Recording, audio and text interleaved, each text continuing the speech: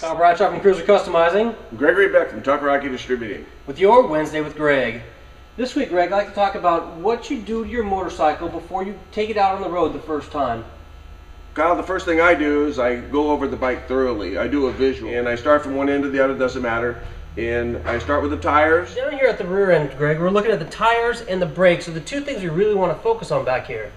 As a professional, someone who's been riding for many, many years, what are the key things you want to look at back here? I want to look at the condition of the tire. Well, the first thing I do is I'm going to check the tire pressure, cold. I'm not going to wait. I'm not going to ride it to a gas station to do it. I'm going to do it at home. And then I'm looking at the sidewall, make sure that it's okay. There's no cracks. Cracks generally occur from a bike sitting a long time with insufficient air. Then I'm going to look at the grooves, make sure that there's no hazards in here, like a nail or something stuck in here. Good time to find that stuff out. One thing also you might want to check is if you have a belt or you have a chain drive, you might want to check the condition of those two items too. Absolutely. Make sure you have the proper slack in the chain and it's properly lubricated. Now really quick, I'd like to show our watchers out there exactly how to check if you have enough brake pad on your motorcycle in order to have efficient braking. Yeah, the brake pad material is the element that causes the friction that stops the bike.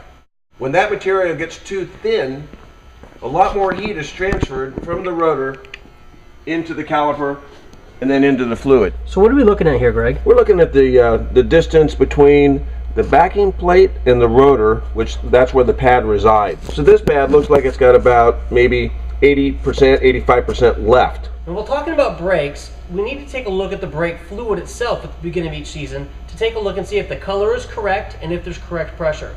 So let's go on to the front of the bike and take a look. Okay. So on that back brake, this is the brake lever. As you can see, we have plenty of pressure. If you come down over here, you can actually take a look and see that my brake fluid level currently is at the lower level, which means I'm going to need some fluid here in the near future. Now let's go up to the bars and take a look. Up here on the handlebars, we're going to find your front brake master cylinder. The fluid inside this reservoir must be kept to your manufacturer specifications. About 3, 4, and 5. And it's a key that you do not mix those fluids.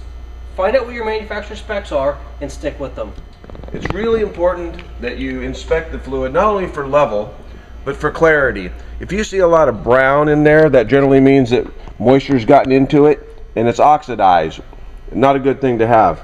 Another thing to take a look at before you jump on your ride is your clutch. If you've got a hydraulic clutch, do you have a proper friction zone? Is there proper pressure inside that master cylinder, or do you need to rebleed it? Here on the VTX, we have a cable clutch.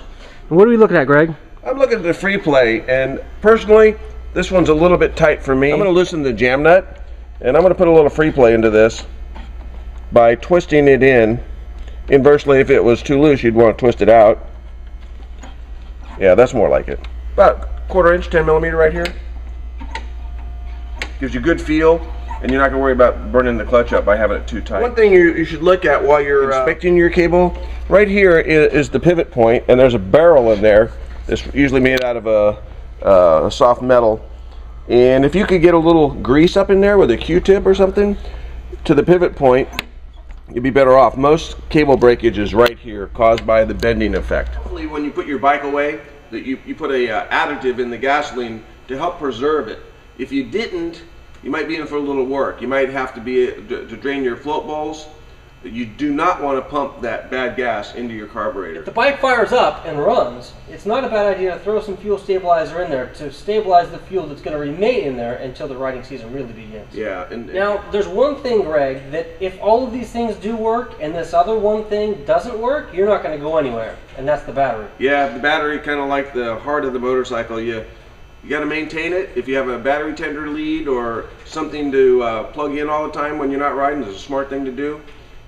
An old battery in a motorcycle, even getting bump starting it, if the battery's old, you're going to tax the charging system and the regulator rectifier by running an old battery. Not good. And there you go. Check every point of your motorcycle before you back it out of the garage and hit the road. Safety is definitely #1, and when riding on 2 wheels, it's even more imperative. And it's your butt in the saddle.